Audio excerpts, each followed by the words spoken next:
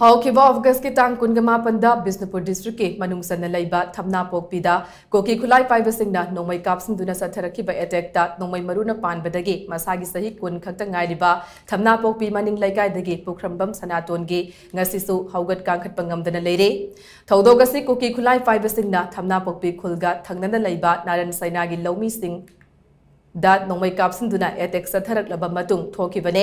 निमित अदुदा पुख्रमबम सनातोनना मसागी खुल ngakतुना लेरिङैदा कुकी खुलाई पाइबसिंगना कापलकपा नोंमै मरु अमना महाके खुउदा पानबदगी सोखिबने महाके खुउगी कांग काइबदगी हौजिकसु महाक मसामके अपोकपी अमसुंग लोइनबिना फमसेनदुना लेरे पुख्रमबम सनातोन अपोकपा पुख्रमबम किनाउबा मसिन मनाउ अहुमगी मनुंगदा महाकना याइमने महाक हौखिबा फेब्रुवारी थादा इंडो टिबेटन बॉर्डर पुलिस की रिटर्न टेस्ट पीरबा मतुंग सेप्टेम्बर की तांग 19 दा नागालैंड की कोहिमादा पांगथोखिबा फिजिकल टेस्ट सरुक यागदबने अदुबो महाकी हौजिक ओरिबा फिबम असिना मरम ओइरगा फिजिकल टेस्ट दा सरुक याबा ngamkhidre सनातोन नोंमैना पांदुना निमित अदु महाकी अहानबा मचानुपागी इपान थाबगी युमसेंग निमितने सनातोनगी हौजिक ओरिबा फिबम असना मरम ओइरगा सनातोनगी इमुंग मनुंगदा तोंगान तोंगानबा सैथेंग कया अमा पीरे महाके हौजिक ओरिबा फिबम मसिगी मतांगदा इमुंग मनुंग अमदि सनातोन मसाना टॉम टीवी की बिष्णुपुर करेस्पोंडेंट नरेश सगोल सेमदा तोंगान तोंगानबा वाफम कया थमलखि लेप्चरिबा मफम असे बिष्णुपुर डिस्ट्रिक्ट की थमनापोपी मनिंग लेकाइदनी मफम असिदा ममांग था हौखिबा अगस्त की तांग 28 दा कोइगी खुन ngakpa volunteers ama kuki amasung maitei ani gi marakta nomai kapnabagi thawdokta nungmaina panbadagi soktuna ngasi fawba phamungda yatadrona leibagi paudam mayam tuna miyeng taminasi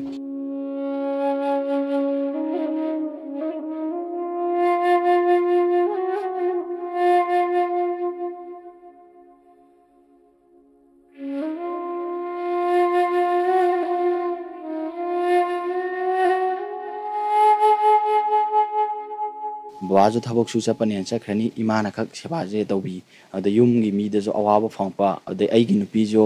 अंगांग था अमा खरे हेले अमा मखाइ फारक तोरे सिगी चांगदा चेन बहौरई जिजो मवंद अवाब बरदन पिनिंगदबा चटपा यारे खल्लो हेवी वर्क यारोय ने डॉक्टर ने रिजल्ट जो इबीरे कोई क्लब सिंग लोकल एमएलए कोई असि केंद्र बोलिबा सि सिंगिना मतेंग तौबिरमे दो नुंती की हिदाक चंगद्र याद्रबा ट्रीटमेंट जिजो मपुम फाना थोनिंगबदुना सेन थुंगी प्रॉब्लम जे खितंग अवाबा लेरकपा सेना हार मतमदा अइना थोमद्रगदी थबक तुजो चटपा ngamgani खंजै अदुबोगा अइना खोइगी खुनजे खोइगी नाहा सुंबिं खलैबि सिंगिना थमोइ सेना हार मतमदा ngakद्रगदी थवाइ कथोग ngakनेना थोकता तारगदी अमु खुनजो सोइदुबदु खुनगी दंग तैना सोंथोगा मयामगी दमकते मालेबाकी दंगते सोंथोगा ngawरि हजिक सोगा मतुंगदना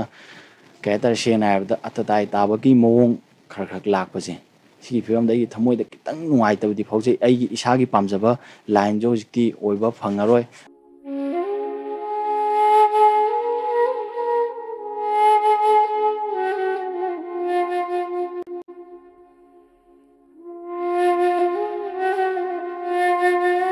सोगदी चाना पाम कया तौनिंग कया लेरंबा याय अदुबो आई थमोइ दि चाजे टेलेंट हंतदना बै पाले जिदि हाय थमोइ मदि उले दु नुंगदि नुआइथे चागे धमतको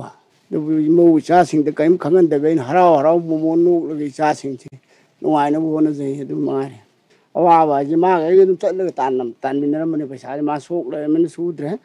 अइगोंदा अवाबा होय यामना नुक्सिरगदी मतेंग खतंग तौबि पाम सरकार जो लेंगाकना जो लौ येंगबा मी खतंग येंगबिनबा हाइजरे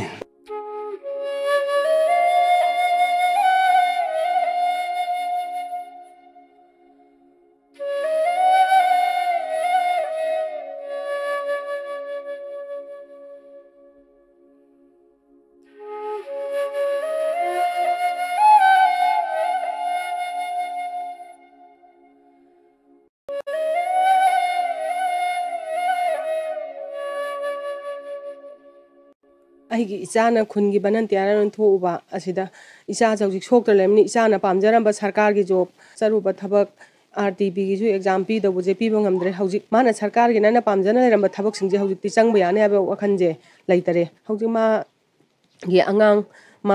ꯃꯧꯁꯤꯒ ꯑꯉꯥꯡꯁꯤꯒꯅ ꯀꯔꯝ ꯍꯥꯏꯅ ꯂꯦꯟꯒꯅꯤ ꯈꯟꯕꯗ ꯑꯩ ꯍꯧꯖꯤꯛ ꯃꯃꯥ ꯑꯃ ꯑꯣꯏꯅ ꯌꯥꯝꯅ ꯋꯥꯏꯌꯦ hangang apik pa chen bagum dana ai cha phamong dog mathi meng phai leire mapa jena jo hal loisilakpanina u suraga tawbajina imung ji manage ngamdre adu tawdabdi yadabanina isa ge nina pubani khangde lakpani khangde tawdana honari mayamna khaitang miang changbiyo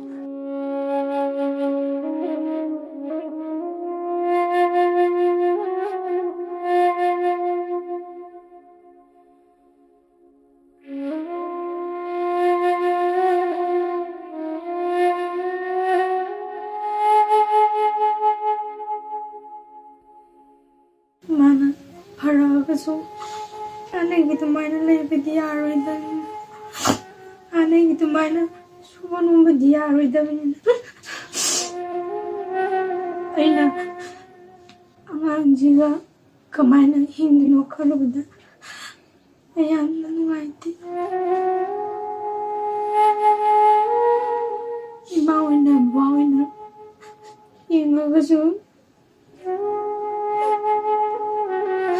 yang kuina zin bisu kasunga moe mau ibu hajo sura ga sabanina baba zo u subanina yang nawai thagi khungang ngakpana hena maki thabaktagi hena maru oi khanjaba sanaton masidi marnai soktuna masagi famungda yataduna lehori adu mahaki thamoida prajagi seva tawningba lebaki seva tawningba adu lengdana lehori maram asina manipur lenga amadi tuan tong ablup sing hena mahan hoji ori film asida mateng pangbirabadi makha tana man honage khanba thabak kya lepang leitana honaba ngongni habigi asa manghongdri aurum jariba naresawal sam tom tv thamna popi